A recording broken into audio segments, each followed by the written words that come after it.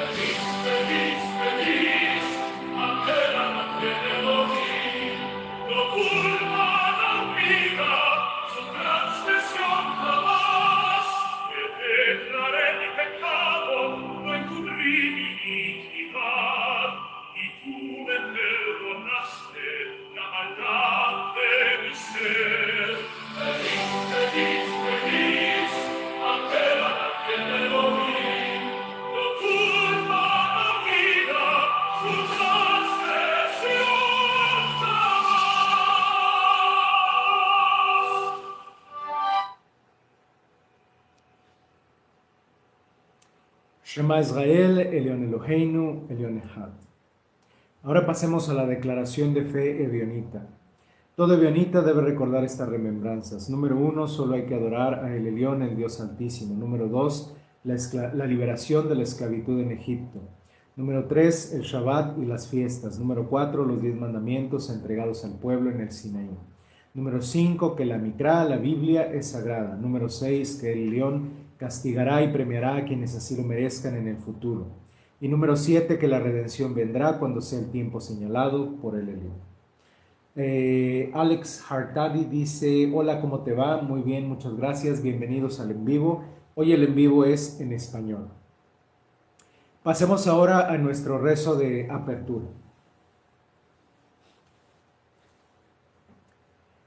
Te agradezco, Elyon, nuestro Dios, porque en tu inmensa misericordia me has hecho despertar un día más. Dios mío, el alma que tú me diste es pura. Tú la creaste y tú la insuflaste en mí, y algún día la tomarás de vuelta, pero me la devolverás en el futuro por venir. Todo el tiempo que mi alma esté dentro de mí, reconoceré yo ante ti que tú eres el creador y amo de todas las cosas. Bendito eres tú, Elyon, nuestro Dios, porque en el futuro devolverás la vista a los ciegos, el oído a los sordos y la vida a los muertos. Bendito eres tú, Elyon, nuestro Dios, porque curas a los enfermos. Bendito eres tú, Elyon, nuestro Dios, porque liberas a los cautivos. Bendito eres tú, Elyon, nuestro Dios, porque nos das ropa para no estar desnudos y un techo para vivir.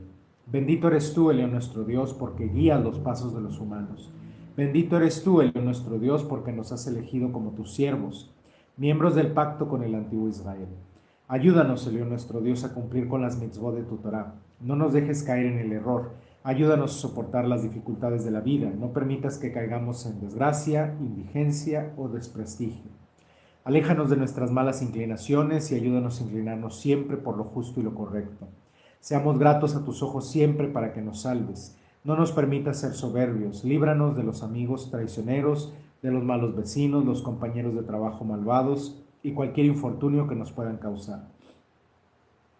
No permitas que tengamos una lengua que hable contra otros, ni permitas que hablen mal de nosotros. Líbranos de las calumnias. No permitas que nos suceda un accidente grave, que muramos repentinamente o que enfermemos de gravedad. Bendícenos, Señor nuestro Dios, para que seamos conocedores de tu Torá y la podamos cumplir. Sean nuestros descendientes y los descendientes de sus descendientes, siervos tuyos y miembros del pacto también. Haz que nuestros rezos y oraciones sean agradables ante ti como ofrendas. Bendícenos tanto, Dios nuestro Dios, que tengamos suficiente para ayudar a otros. No permitas que seamos abusadores o que acusemos injustamente a nadie. Ayúdanos a llevarnos bien tanto con nuestros hermanos como con quienes no te sirven.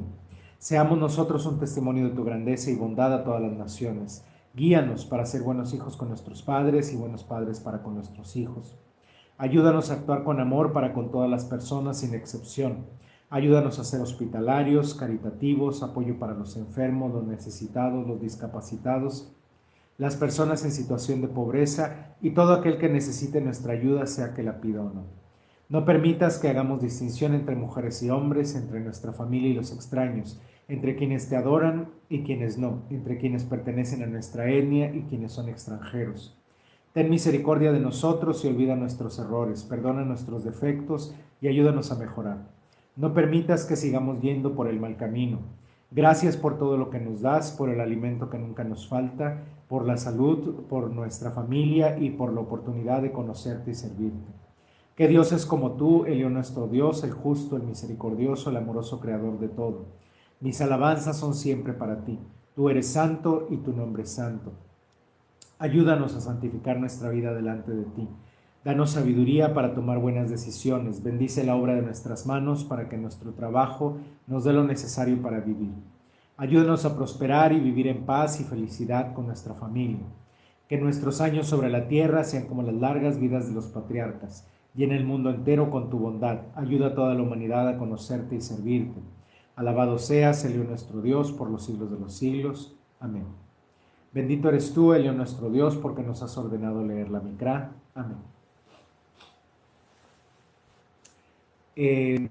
Tenemos aquí varios comentarios. Smart Culture dice que nos ve desde México, qué bueno.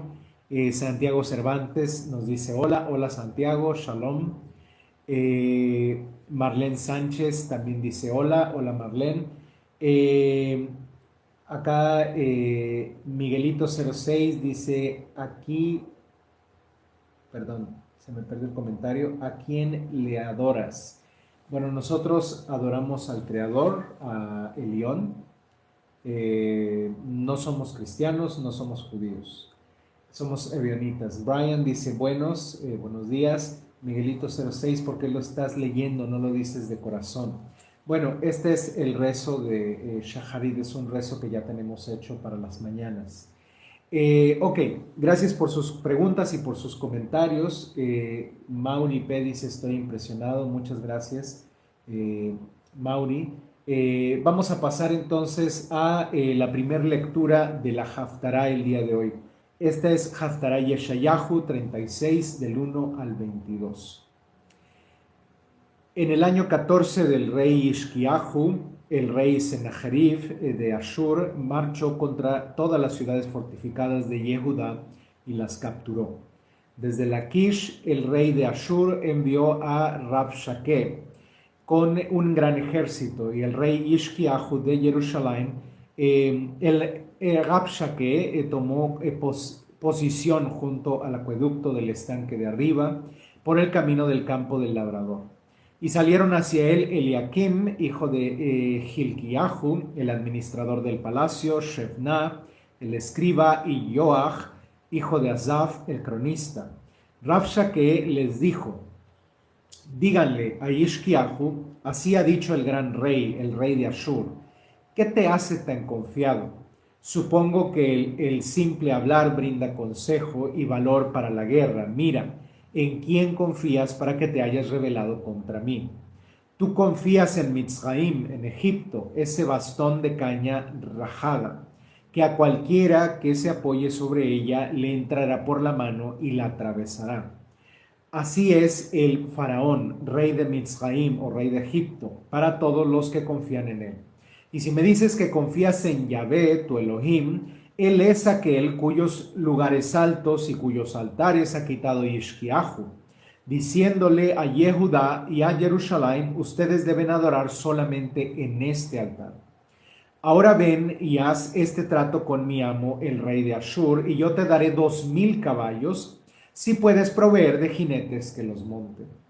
Así que, ¿cómo podrás rehusarle algo al diputado de uno de los más insignificantes servidores de mi amo, confiando en Mitzraim, en Egipto, por carros y jinetes? ¿Y piensas que he subido contra esta tierra para destruirla sin que haya intervenido Yahvé? Yahvé mismo me dijo, sube contra esa tierra y destrúyela. Eliakim, Shebna y Yoach le respondieron a Rabshakeh, por favor, habla a tus siervos en arameo, que nosotros lo entendemos. No nos hables en hebreo a oídos del pueblo que está sobre la muralla. Pero Rabshakeh dijo, ¿acaso me ha enviado mi amo para decir estas palabras solo a tu amo y a ti? Fue precisamente para los hombres que están sobre la muralla, quienes como ustedes tendrán de comer sus propios excrementos y beber su propia orina. Y Rabshakeh se puso de pie y gritó a gran voz en hebreo diciendo, oigan las palabras del gran rey, el rey de Ashur. Así ha dicho el rey, que no los engañe Ishkiahu, porque él no los podrá salvar. Tampoco dejen que Ishkiahu los haga confiar en Yahvé, diciendo, seguramente Yahvé nos salvará. Esta ciudad no caerá en manos de Ashur. No escuchen a Ishkiahu, porque así ha dicho el rey de Ashur. Hagan la paz conmigo y ríndanse a mí para que coman todos de su vid y de su higuera y beban todos de las aguas de sus cisternas, hasta que yo venga y los lleve a una tierra como la de ustedes, tierra de pan y vino, tierra de grano y de viñas. Cuídense de dejarse engañar por Ishkiahu diciendo, Yahvé nos salvará. ¿Acaso alguna de las deidades de las naciones libró su tierra de la mano del rey de Ashur? ¿Dónde estaban las deidades de Hamat y de Arpad? ¿Dónde estaban las deidades de Sepharwaim? ¿Acaso salvaron estas a Shomron de mi mano? ¿Cuáles de estas, todas las deidades de estas tierras salvaron a sus tierras de mi mano, para que Yahvé salve a Jerusalén de mi mano? Pero ellos callaron y no le respondieron ni una palabra, porque la orden del rey era no le respondan. Entonces Eliakim, hijo de Hilkiahu, el administrador del palacio, Shebna, el escriba, y Yoach, hijo de Asaf, el cronista, fueron a Ishkiahu con sus vestiduras desgarradas y le informaron las palabras de Rabshakeh al rey. Perdón. Bendito eres tú, Elión nuestro Dios, porque nos has ordenado leer la Mikra. Amén. Hasta aquí la lectura de esta sección, de esta Haftarah de Isaías capítulo 36. Aquí Mont nos manda unos emojis con caritas felices. Muchas gracias, Mont. Y ¿qué pasa, Pri? Dice buenos días, Boker Tov, Shalom a todos los que están en el en vivo hoy. Hoy el en vivo es en español. Pasemos entonces a la explicación de Rasha Isaías 36 del 1 al 22. Hoy nos reunimos para contemplar un momento de profunda tensión espiritual y humana en la historia de nuestro pueblo. Isaías capítulo 36. No es solamente un relato histórico, es un espejo del alma, una prueba de fe, una confrontación entre la voz de la confianza en el Eterno y la voz del miedo disfrazado de lógica. El texto nos sitúa en los días del rey Ezequías, cuando Sennacherib, el rey de Asiria, subió contra Judá. No viene solamente con ejércitos, sino con palabras. Y aquí comienza la primera enseñanza. Muchas veces las batallas más peligrosas no son las que se libran con armas o cuerpo a cuerpo, sino las que se libran con discursos. Rabshakeh, emisario de Asiria, no lanza flechas primero, lanza argumentos. Se presenta ante el pueblo y habla en hebreo, no en arameo, porque quiere que todos entiendan. Quiere penetrar no solo los muros de Jerusalén, sino los corazones. Esto nos recuerda lo que está escrito: la muerte y la vida están en poder de la lengua, dice Proverbios 18:21. El enemigo no siempre grita, muchas veces trata de razonar. No siempre amenaza, a veces nos persuade. Y aquí vemos una estrategia psicológica muy clara: sembrar dudas sobre la confianza en el Eterno. De esta manera han actuado muchas personas. Si nosotros nos ponemos a analizar la historia, por ejemplo, durante la Ilustración o la Revolución Francesa, muchas personas trataron por medios de razonamientos de alejar a las personas de Dios. Si bien la ciencia y el conocimiento nunca podrán estar separados de Dios, es de ignorantes creer que Dios no existe porque existe la ciencia. Aún así, muchas personas se dejaron convencer, se dejaron persuadir por estas personas que decían que la tecnología, la revolución industrial, la ilustración, nos estaba haciendo tan sabios y tan inteligentes que creer en Dios ya no era necesario. Mari de Jeusa dice hola, hola Mari, bienvenida, y acá nos dicen fantástico, muchas gracias por estar en el en vivo hoy. Rabsaque dice, ¿en qué confías? Le manda a decir al rey Ezequías. Esa pregunta atraviesa los siglos y llega hasta nosotros hoy. ¿En qué confiamos? ¿En nuestras fuerzas? ¿En sistemas humanos? ¿En líderes? ¿O verdaderamente en el Creador? Él desacredita a Egipto llamándolo báculo de caña cascada. Y curiosamente esto no está equivocado. Egipto, como apoyo político, estaba muy débil en ese momento. De modo que en este momento también para nosotros apoyarnos en ideologías, en partidos políticos, en gobiernos, creer en la democracia, en el capitalismo, en el comunismo, en el socialismo, en Estados Unidos, confiar en todo este tipo de cosas es como confiar en Egipto.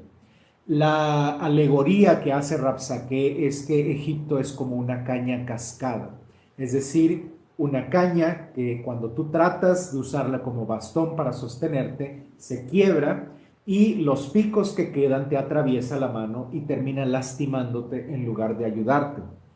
Así, hoy en día confiar en la potencia en los Estados Unidos o confiar en ideologías o en sistemas políticos o económicos es como confiar en Egipto en aquel entonces, confiar en una caña cascada que se va a desquebrajar en cualquier momento.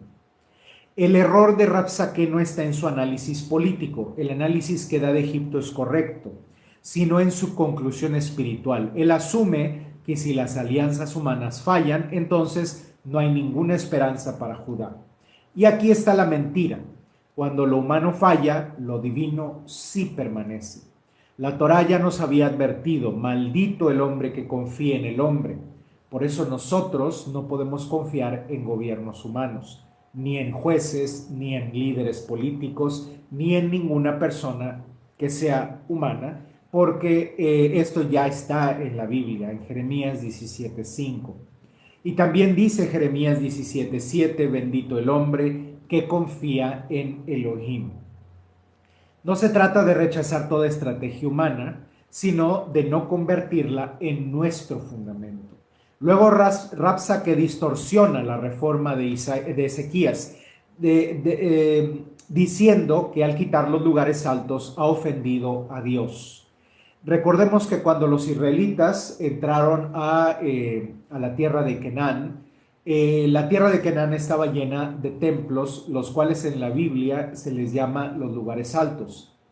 Estos lugares altos eran templos que estaban dedicados a otros dioses, a Baal, a Chemosh, a Asherah, etc. Los dioses cananeos. Cuando los israelitas entran, aunque ellos tienen el tabernáculo en Silo, muchos israelitas limpian de idolatría estos lugares altos y los convierten en lugares de adoración a Dios. Ahí hacen sacrificios y esto se mantiene así a pesar de que pasan profetas, jueces y reyes, y no es hasta la época del rey Ezequías que él dice, bueno, hay que derrumbar los lugares altos para que definitivamente la gente no vaya a adorar a lugares donde no debe de ir y vengan a Jerusalén, que es donde está el templo, que en ese momento era el lugar aprobado por Dios para la adoración. Aquí vemos otra táctica espiritual del adversario, que en este caso es Rabsaque. Confundir la obediencia con rebeldía. Al destruir los lugares altos, Ezequías no está siendo rebelde al Elohim de Israel, está siendo fiel. Pero hay muchas personas que cuando nosotros somos fieles lo confunden con rebeldía a Dios. Ezequías había centralizado el culto en Jerusalén conforme a la Torá, pero el enemigo lo presenta como una traición a su propio Dios. ¿Cuántas veces en nuestra vida, cuando decidimos obedecer verdaderamente a Dios, alguien nos acusa de estar equivocados? Por ejemplo, ¿cuántas veces nos acusan personas de creencia, de fe cristiana, a nosotros de que llevar el Shabbat está equivocado o de que comer la dieta kashrut está equivocado? ¿Cuántas veces personas de fe judía también nos critican por creer en el Maestro Jesús? Es decir, nosotros estamos haciendo lo que a nuestro entender es lo correcto y aún así nos critican como personas que están cometiendo errores graves. La obediencia genuina muchas veces es incomprendida por quienes no lo disciernen. Desde una perspectiva lingüística es notable cómo Rabsaké utiliza el hebreo del pueblo, el hebreo común. Esto no es un detalle menor, el idioma es identidad. Hablar en la lengua del pueblo es una forma de entrar en su mundo interior, de intimar. Hoy, esto se traduce en ideologías, redes sociales, discursos culturales que hablan nuestro idioma emocional para influenciarnos. En mercadotecnia se enseña que las personas no compran por razón, compran por emoción. De modo que los vendedores, las empresas y los comerciales tratan de envolver nuestras emociones para que nosotros podamos comprar un producto. Las ideologías son productos en esta época. Por medio de las redes sociales y de los medios masivos de comunicación, se nos quiere vender el producto del feminismo, del aborto o del antiaborto, del machismo también, del MGTOW. También se nos quieren vender ideologías en contra de los niños, a favor de las personas que abusan de los niños y a favor de muchas cosas que en el pasado eran cosas inconcebibles, las cuales algunas están bien, otras están mal, algunas tienen buenos argumentos, otros no. No nos vamos a poner a analizar una por una, pero estas ideologías se venden con mercadotecnia. De modo que esto es hablar el idioma del pueblo, es llegar a nuestros sentimientos y no a nuestra razón. Por medio de las redes sociales y de discursos que nos llegan es que se va introduciendo todo esto y se nos hace creer cosas que no creíamos antes o se nos hace avergonzarnos de creer cosas que son correctas. Debemos discernir no solo lo que se dice, sino cuál es el sentido de lo que se dice, cuál es la intención. Obviamente no somos adivinos para leer la mente de nadie, pero podemos tratar de entender por qué se nos dicen las cosas, por qué siempre se trata de que nos pongamos en contra de los rubios o de los negros, por qué siempre tenemos que estar en contra de los hombres o de las mujeres, porque hay un enfrentamiento que se promueve entre jóvenes y viejos o entre niños y adultos. El entender los motivos, las motivaciones de aquellos que nos quieran envolver en estas ideologías nos puede hacer ver que nos están vendiendo un producto por medio de emociones y nosotros no debemos de caer en esta mercadotecnia, no debemos de comprarlo. Arqueológicamente este evento está respaldado por registros asirios, como el prisma de Sennacherib, donde se jacta de haber encerrado a Ezequías en Jerusalén como un pájaro en una jaula. Pero hay algo interesante, menciona la conquista de muchas ciudades, pero no afirma haber tomado Jerusalén. La historia secular coincide con la escritura en lo esencial. Jerusalén no cayó. Y esto nos enseña que la fidelidad de Dios deja huellas incluso en los registros de las naciones. No es todo el tiempo así, pero sí en este caso. Rabsaké también ofrece prosperidad falsa. Les dice, hagan las paces conmigo y comerá cada uno su vid y de su higuera. Esta es una imitación de las promesas del pacto en la Torá. Esto es profundamente espiritual. El enemigo no siempre ofrece algo malo.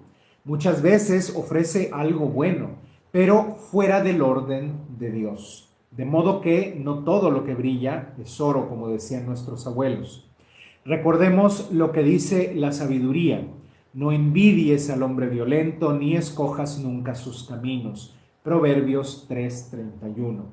Muchas veces en el mundo moderno se nos ofrece una vida de prosperidad que no podemos obtener en nuestros países, pero sí en países como en Europa y en Estados Unidos. Lo único que hay que hacer es estar de acuerdo con ellos, apoyar todo lo que dicen ellos y migrar ilegalmente a esos países. Esto rompe totalmente nuestra moral y las leyes de ellos, que ellos supuestamente protegen, pero que muchas veces no es así. Ellos en realidad están abiertos a la migración indiscriminada. Y todo esto a cambio de dinero, a cambio de bienestar, tal como Rabsaque estaba intentando hacer este trato con los israelitas, diciendo: no escuchen a su rey, no crean que Dios los va a venir a salvar, pónganse de mi lado y así es como ustedes podrán vivir en paz.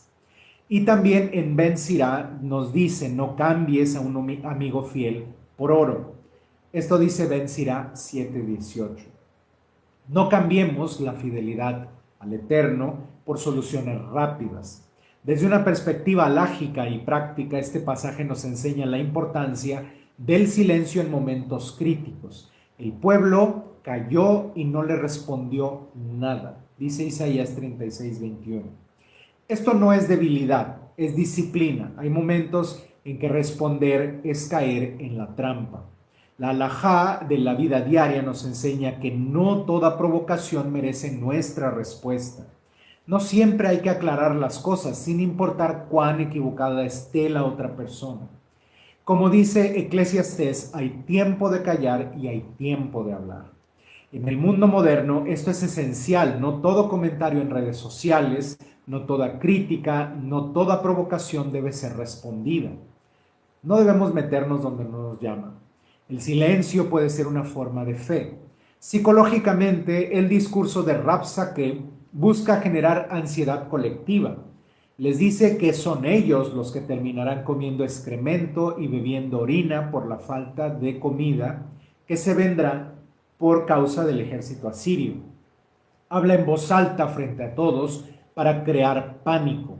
Hoy vemos lo mismo en las noticias alarmistas. Las noticias, de hecho, son otro producto que nos venden. Entre más amarillistas y más alarmistas sean, las noticias jalan más la atención de las personas y ellos pueden meter comerciales. Es un negocio, no es algo, entre comillas, criticable, aunque muchas veces se valen de mentiras, de verdades a medias, de modo que ver los noticieros todo el tiempo o cualquier noticiero no es algo bueno para nosotros, ya que lo único que vemos son discursos de miedo.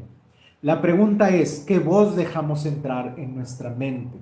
El Salmo dice: en paz me acostaré y asimismo dormiré, porque solo tú, Dios, me haces vivir confiado, dice Salmos 4:8. La paz no depende de la ausencia de amenazas. Siempre vamos a tener problemas en nuestra vida. Nuestra paz depende de la presencia y la confianza en Dios. Espiritualmente, este pasaje es una prueba de emuná, de fe. No es una fe abstracta, es una fe que se mantiene en silencio cuando todo alrededor nos está gritando. Es una fe que no necesita defenderse con palabras apresuradas. Y aquí conectamos con las enseñanzas del Maestro Jesús. No teman a los que matan el cuerpo, teman más bien al que puede destruir el cuerpo y el alma, dice Mateo 10:28. Rabsaque amenaza al cuerpo, a la ciudad y a la economía de los israelitas. Pero el alma de Israel está en manos de Dios. En términos prácticos para nuestra vida diaria, cuando enfrentes presiones, no tomes decisiones apresuradas. Consulta a Dios. Como dicen muchos, consúltalo con la almohada. Bueno, acá hay que dormir primero, hay que orar, consultar con Dios. Mantén tu integridad. No tomes decisiones que violen tus principios morales. No negocies tu fe por comodidad. No respondas desde el miedo, responde desde la confianza. ¿Qué cosas pueden hacer que violemos nuestra integridad? Desde niños podemos hacer trampa con las tareas escolares, con los exámenes, todo esto porque necesitamos seguir avanzando en la jerarquía educativa. Cuando se llega a la universidad, muchas personas hacen trampa para poder entrar en la universidad en la que ellos quieren. Otros tantos hacen trampa para poder titularse. Otros tantos hacen trampa para poder obtener el trabajo que quieren. Y de modo que cada vez que van avanzando en su vida, a pesar de que exteriormente parecen personas de éxito, en realidad moralmente y su integridad están totalmente despedazados. También hay personas que negocian su fe por comodidad. Dicen, puedo violar el Shabbat, no importa, puedo comer esto que me van a dar a comer. Al final de cuentas es mi trabajo y tengo que vivir de algo. Es cierto que tenemos que vivir de algo, pero tenemos que intentar por todos los medios cumplir con Dios. Y también no debemos de responder desde el miedo. No debemos de dejar que nos arrastren, por ejemplo, en los empleos, a hacer cosas malas, cosas ilegales, por miedo a perder nuestro sustento. Debemos de confiar en Dios. También debemos aprender sobre liderazgo. Ezequías no responde directamente en este momento, envía a sus oficiales y luego buscará la ayuda del profeta. Esto es orden, no actúa impulsivamente. En la vida moderna, esto se traduce en buscar consejo sabio antes de actuar. Podemos acudir a nuestros padres, a nuestros abuelos, al rabino, o si no somos ebionitas, podemos acudir al pastor, al sacerdote católico, según la fe que cada quien tenga, al imán, al rabino judío, en busca de ayuda espiritual y guía. También podemos acudir a algún amigo que sea una persona moderada en sus opiniones, que sea una persona que nos pueda ayudar, o simplemente a alguien que desde su perspectiva externa nos pueda ayudar. Finalmente, amigos, este pasaje nos deja con una imagen poderosa, un pueblo en silencio, un enemigo hablando, gritando, y una tensión que parece inclinarse hacia la desesperanza. Pero nosotros sabemos lo que viene después. Sabemos que Dios va a intervenir en el siguiente capítulo. Así también en tu vida.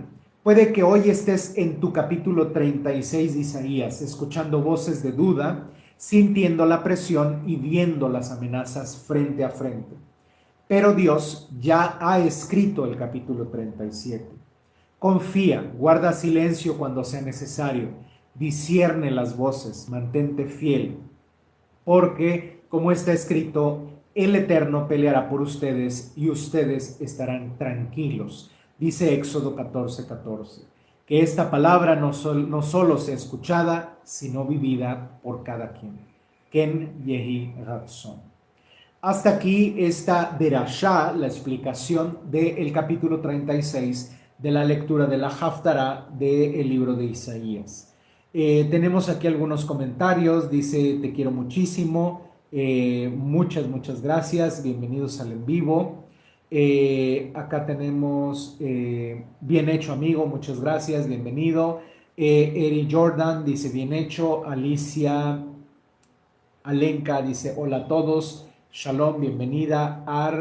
Ars Racing Home 218 dice buenos días a todos, bienvenidos al en vivo. Todos los domingos tenemos en vivo en español. Pasemos ahora entonces a nuestro rezo intermedio de este servicio de la lectura de la Haftará.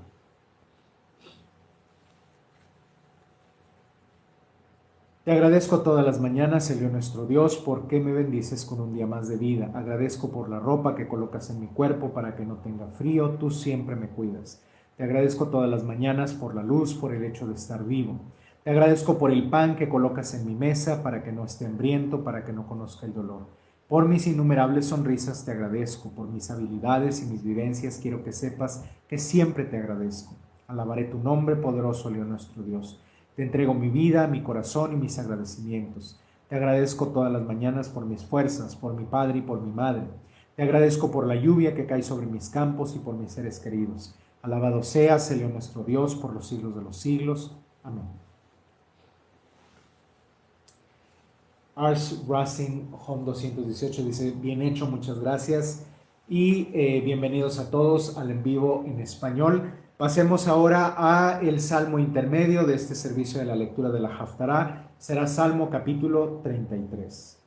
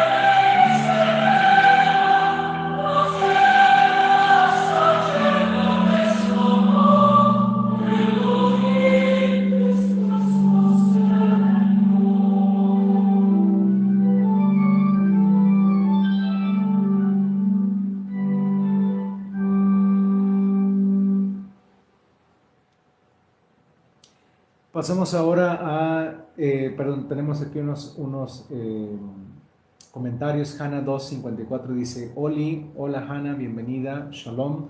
Edith dice, te ves genial, muchas gracias. User 4073 dice, ¿cuál es tu actor favorito? No tengo un actor favorito, pero me gusta mucho el cine y el teatro. Y Leal dice, genial. Muchas gracias por estar en el en vivo en español. Todos los domingos tenemos en vivo en español. Pasemos a la segunda lectura de la Haftará, del día de hoy. Bendito eres tú, Elión nuestro Dios, porque nos has ordenado leer la Mikra. Amén. Esta será Haftará Mordejai 8 del 1 al 38. En aquellos días, como se había reunido otra vez una gran multitud y no tenían que comer, Yehoshua llamó a sus discípulos y dijo, me da pena con esta multitud porque ya hace 3 días que están aquí conmigo y no tienen que comer. Si los despido a sus casas en ayunas, se desmayarán en el camino y algunos de ellos han venido desde lejos. Sus discípulos le respondieron, ¿de dónde podría uno sacar pan para saciarlos aquí en el desierto? Y él les preguntó, ¿cuántos panes tienen ustedes? Ellos dijeron, 7. Entonces mandó a la multitud que se recostara en el suelo, tomó los 7 panes y después de dar gracias los partió y se los dio a sus discípulos para que ellos los sirvieran. Y ellos los repartieron a la multitud. También tenían unos cuantos pescaditos y después de bendecirlos, él mandó que también los sirvieran. De modo que comieron y se saciaron y recogieron 7 canastas llenas de los pedazos que habían sobrado, aunque eran como 4,000. Luego los despidió. Enseguida entraron en la barca con sus discípulos, se fueron de la región de Dalmanuta. Allí salieron los fariseos y comenzaron a discutir con él, pidiéndole una señal del cielo para probarlo. Él suspiró profundamente en su espíritu y dijo, ¿por qué pide una señal a esta generación? En verdad les digo que a esta generación no se le dará ninguna señal. Y dejándolos, volvió a abordar el barco y cruzó a la otra orilla. Ellos se habían olvidado de llevar panes y no tenían consigo en el barco más que un solo pan. Y él les encargó diciendo, miren, tengan cuidado con la levadura de los fariseos y con la levadura de Herodes. Ellos discutían unos con otros porque no tenían pan. Como Yehoshua se dio cuenta, les dijo, ¿por qué discuten? Porque no tienen pan? ¿Todavía no entienden ni comprenden? ¿Tienen su corazón embotado? ¿Tienen ojos pero no ven? ¿Tienen oídos pero no oyen? ¿No se acuerdan? Cuando partí los 5,000 panes entre 5,000, los 5 panes, entre 5,000, ¿cuántas canastas llenas de pedazos recogieron ustedes? Ellos dijeron, 12. Y cuando repartí los 7 panes entre los 4,000, ¿cuántas canastas llenas de pedazos recogieron? Ellos dijeron, 7. Y él les preguntó, ¿y todavía no comprenden? Llegaron luego a Betsaida y le trajeron a un ciego y le rogaron que lo tocaran. Entonces tomando al ciego por la mano lo sacó fuera de la aldea y después de mojarle los ojos con saliva e imponerle las manos le preguntó, ¿ves algo? Él entonces alzó la vista y dijo, veo hombres, en realidad veo como árboles que están andando alrededor. Luego le puso otra vez las manos, pero sobre los ojos, y el hombre fijó la vista resueltamente y le restauró la visión y veía todo con claridad. Entonces Yehoshua lo envió a su casa diciéndole, pero no entres en la aldea. Después salió Yehoshua con sus discípulos por las aldeas de Cesarea de Filipo, y en el camino les preguntó a sus discípulos, ¿quién dice la gente que soy? Ellos respondieron, unos dicen que eres Yohanan Hamadbil, Juan el Bautista, otros dicen que Eliahu y otros uno de los profetas. Entonces les preguntó, pero ustedes, ¿quién dicen que soy? Kefa respondió y le dijo, tú eres el Mashiach. Y les encargó enérgicamente que no lo hablaran a nadie acerca de él. Luego comenzó a enseñarles que era necesario que el Hijo del Hombre padeciera mucho y que los ancianos principales y sacerdotes y los escribas lo rechazaran y lo mataran, y que lo resucitaran después de 3 días. Perdón.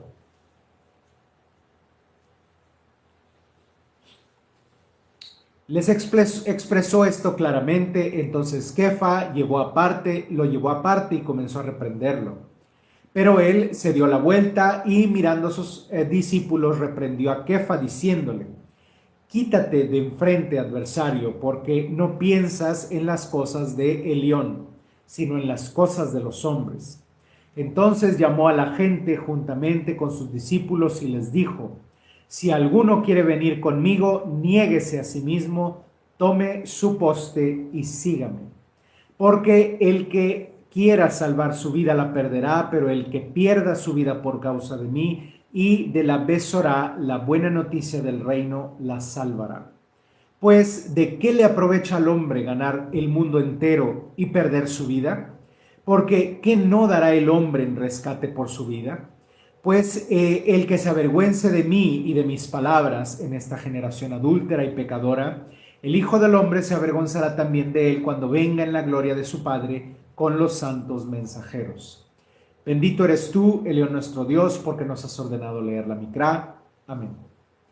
Hasta aquí este capítulo 8 de la lectura de la Haftará del libro de Marcos. Tenemos aquí otros comentarios. Dice Megandes: ¿cómo te llamas? Soy el rabino David Yosef, bienvenido. Leal dice: ¿cómo has estado? Estoy muy bien, muchas gracias, un poco agripado. Edith dice: ¿cómo va todo? Todo va bien. Y Guillermo Santos dice: ¿cuál es tu deporte favorito? El hockey sobre hielo. Ok, pasemos ahora a la explicación de Rasha Marcos 8 del 1 al 38. Perdón.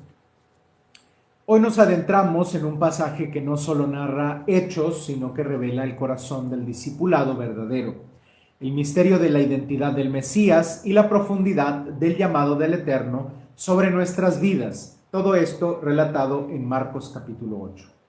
Escuchemos no solo con los oídos, sino con el alma, porque aquí hay pan para el cuerpo, luz para la mente y fuego para el espíritu. El texto comienza con una multitud hambrienta en el desierto. Tras 3 días han estado con el maestro, escuchando sus enseñanzas y ya no tienen nada que comer. Jesús no ignora las necesidades físicas, dice: tengo compasión de esta gente. Aquí vemos una verdad fundamental: Elión, el Altísimo, no es indiferente a lo humano. La espiritualidad auténtica no desprecia el hambre física. Desde la Torá se nos enseñó: no endurezcas tu corazón, abrirás tu mano a tu hermano pobre, dice Deuteronomio 15, 7 al 8.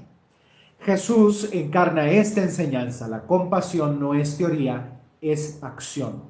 Y entonces ocurre el milagro de los panes. 7 panes y unos pocos peces alimentan a miles. Dice que tal vez eran 4,000. Pero no es solo un milagro, un acto de poder, es una señal. En el desierto, Dios ya había alimentado a Israel con maná, como está escrito: te hizo pasar hambre y te sustentó con maná, dice la Torá en Deuteronomio 8:3. Aquí el maestro se presenta como el mediador de esa provisión divina. No está reemplazando a Elión, sino que manifiesta su fidelidad. Desde una perspectiva espiritual, este milagro nos enseña que lo poco en manos de Dios se vuelve suficiente. El problema no es la escasez, sino la desconexión. Como dice el Salmo: abres tu mano y colmas de bendición a todo ser viviente. Dice Salmos 145, 16. La pregunta es: ¿ponemos lo poco que tenemos en manos de Dios? Después de esto, los fariseos le piden una señal del cielo. Es irónico, acaban de ver un milagro, pero le están pidiendo otro. Jesús suspira profundamente. Ese suspiro es teológico, es el dolor del cielo ante la incredulidad persistente.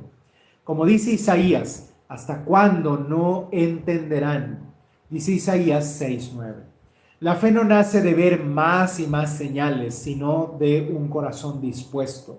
Aquí hay una enseñanza ética poderosa. No debemos vivir exigiendo pruebas constantes a Dios. La relación con Él no es un contrato de demostraciones, sino un pacto de confianza. Ben Sira dice: el que teme a Elión no dudará y no se impacientará. Dice Ben Sira 2:2. Luego, El maestro advierte: guárdense de la levadura de los fariseos y de la levadura de Herodes. Los discípulos piensan que está hablando de que no tienen comida, de que no hay pan, pero él habla de algo mucho más profundo. La levadura es una metáfora del pensamiento, de la influencia interna. La levadura de los fariseos es la hipocresía religiosa. La de Herodes es la hipocresía de la corrupción del poder. En la harina, la levadura fermenta la harina y la hace que se infle. Esta levadura es la metáfora hablando acerca de la hipocresía de los fariseos. Es algo malo, es algo que corrompe la levadura, pero ellos están inflados. Igual pasa con la levadura de Herodes. La corrupción del poder infla a las personas que la tienen. Desde una perspectiva lógica para la vida diaria, esto nos llama a revisar nuestras influencias. ¿Qué ideas dejamos entrar aquí en nuestra cabeza o aquí en nuestro corazón? ¿Qué presumimos, qué escuchamos y qué creemos? Así como en Pesaj quitamos la levadura física, el hametz, también debemos examinar la levadura espiritual en nuestra vida diaria. No todo lo que parece bueno edifica. Psicológicamente, los discípulos muestran una ceguera parcial. Han visto varios milagros, pero no comprenden. Jesús les dice: teniendo ojos no ven. Esto no es un insulto, es un diagnóstico. Hay una diferencia entre ver y entender. En la vida moderna estamos tan saturados de información, pero carecemos de discernimiento. Luego ocurre la sanación del ciego en Betsaida y es muy particular. El hombre no ve claramente al principio, ve a los hombres como árboles que se andan moviendo a su alrededor. La sanación aquí es progresiva. Esto es profundamente espiritual. La visión no siempre llega de golpe. A veces es un proceso. Aquí también en nuestra vida no todo se entiende de inmediato. El crecimiento espiritual es gradual, como dice Proverbios: la senda de los justos es como la luz de la aurora, que va en aumento hasta que el día es perfecto. Proverbios 4:18.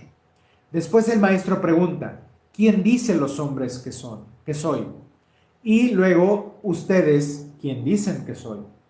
Esta es la pregunta central del texto y de nuestra vida. No basta con saber lo que otros dicen, cada uno debe responder. Pedro responde: tú eres el Mesías. Pero inmediatamente después, cuando Jesús habla del sufrimiento, Pedro lo reprende. Jesús entonces le dice: apártate de mí, adversario. Esto es muy fuerte, pero es revelador. Incluso alguien con una revelación correcta como Pedro, que sabe que él es el Mesías, puede tener una mentalidad equivocada. Aquí hay una enseñanza moral profunda. No podemos definir al Mesías según nuestras expectativas.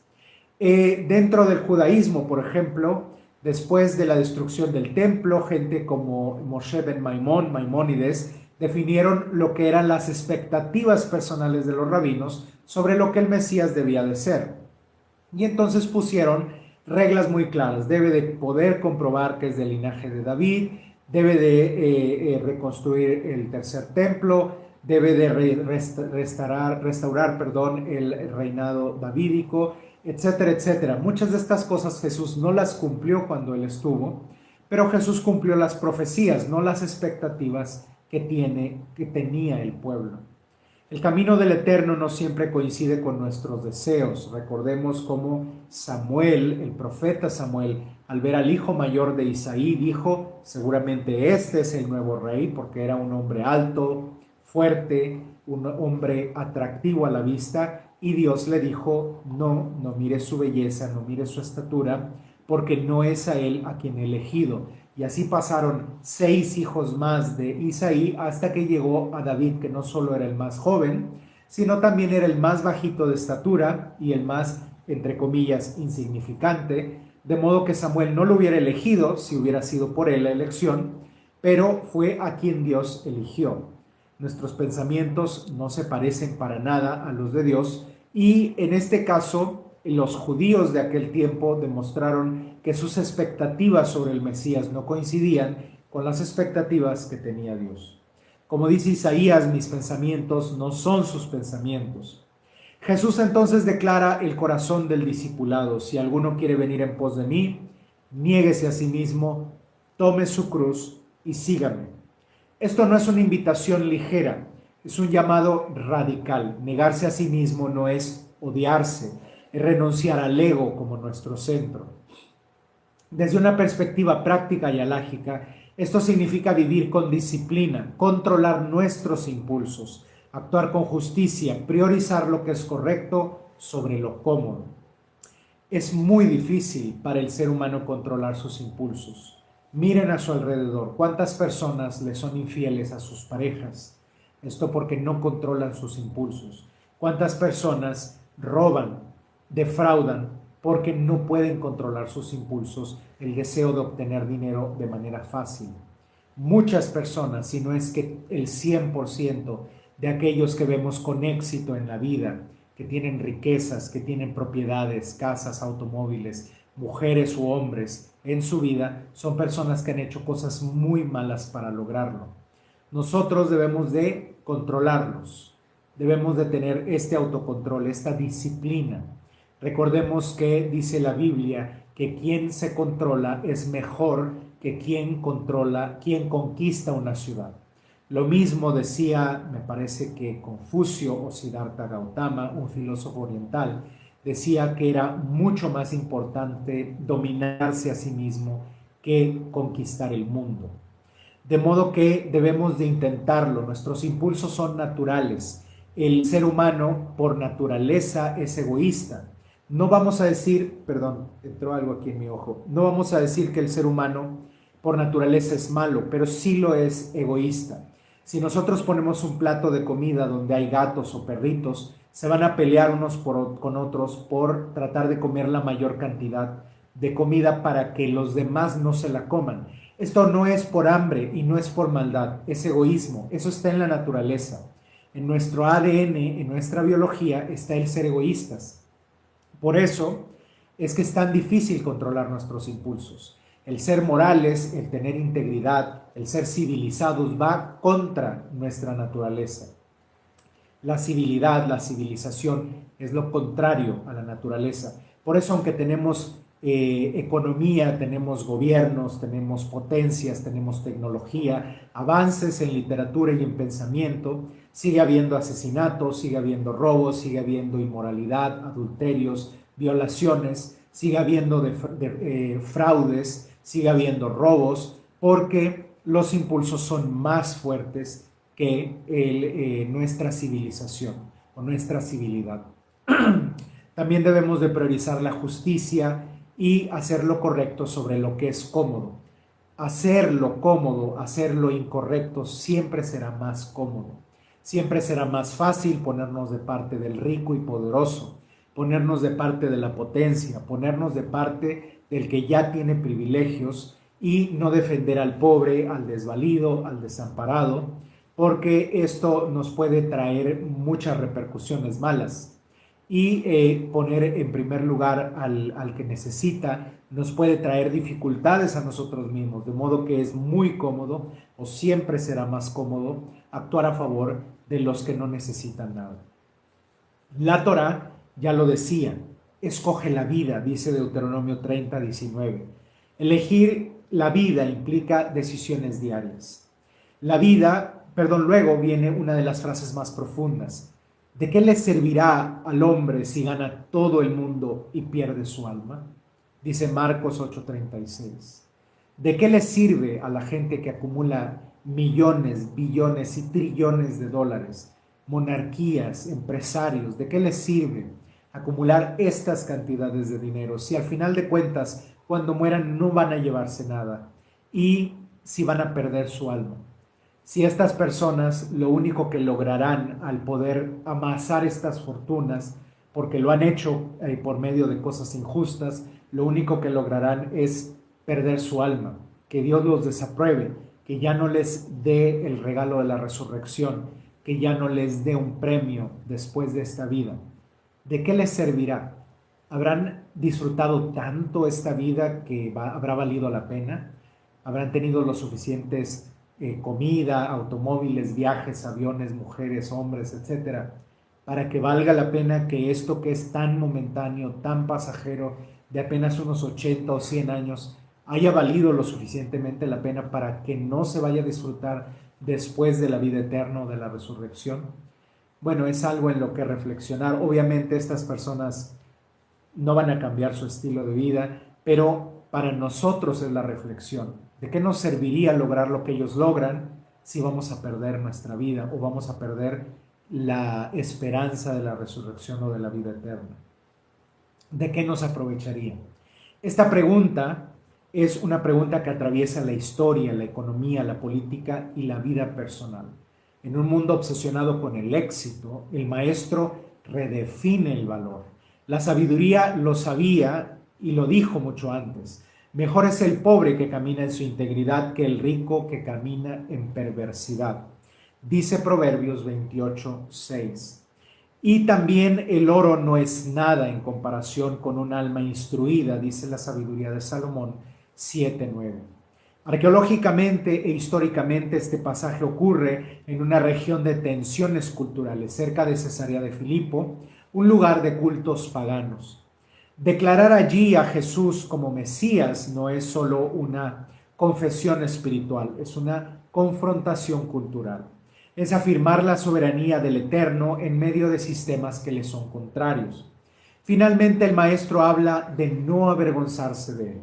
En una generación adúltera y pecadora, mantenerse fiel requiere valentía. Esto conecta con lo que está escrito. Los que me honran, yo los honraré, dice 1 de Samuel 2:30. Amigos, este capítulo nos lleva a la provisión al discernimiento de la confusión, de la revelación y de la revelación al compromiso. No basta con recibir pan, hay que entender. No basta con confesar, hay que seguir. No basta con ver, hay que transformarse. En la vida diaria esto se traduce en acciones concretas. Comparte lo que tienes, aunque sea poco. Cuida lo que entra en tu mente. No hay que recibir lo que sea dentro de nosotros. Acepta que el crecimiento es progresivo. Lo que hoy sabes no lo sabías ayer y lo que sabrás mañana no lo sabes hoy.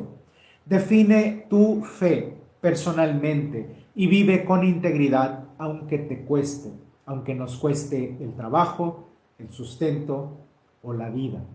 Porque al final el llamado es claro, no se trata de ganar el mundo, se trata de guardar nuestra alma. No se trata de evitar los sufrimientos, se trata de caminar con propósito. No se trata de entenderlo todo, sino de confiar plenamente en Dios e ir entendiendo las cosas poco a poco. Que el Eterno nos conceda ojos para ver, oídos para oír y un corazón dispuesto a seguirle. Ken Yehi Ratzon. Hasta aquí esta derashá, esta explicación del capítulo 8 del libro de Marcos.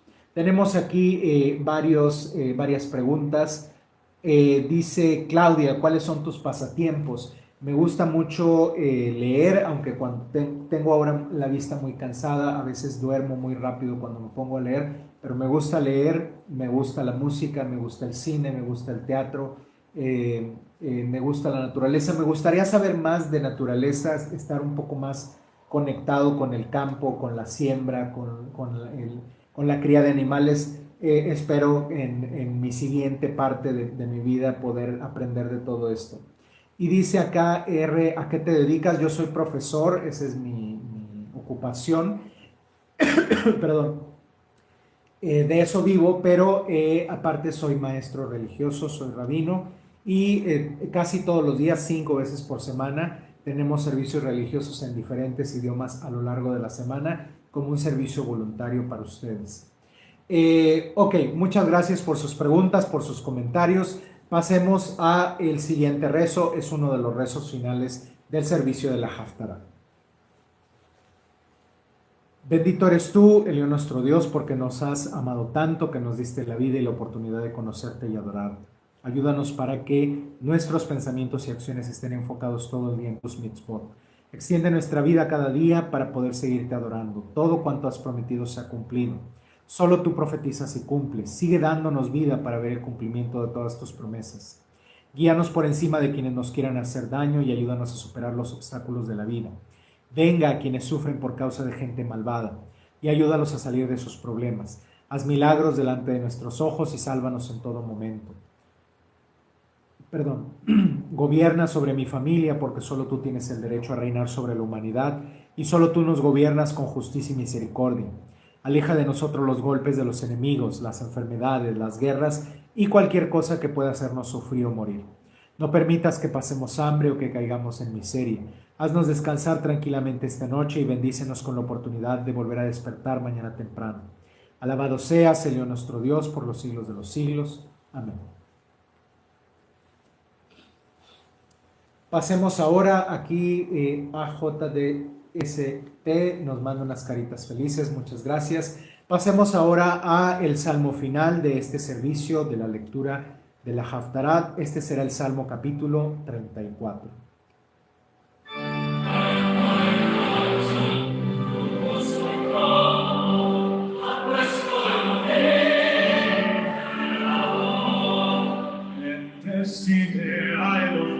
En todo tiempo, su alabanza estará siempre en mi boca, mi alma se gloriará en Elohim, lo oirán los mansos y se alegrarán, engrandecer a Elohim conmigo, exaltemos aún a su nombre, Elohim responde.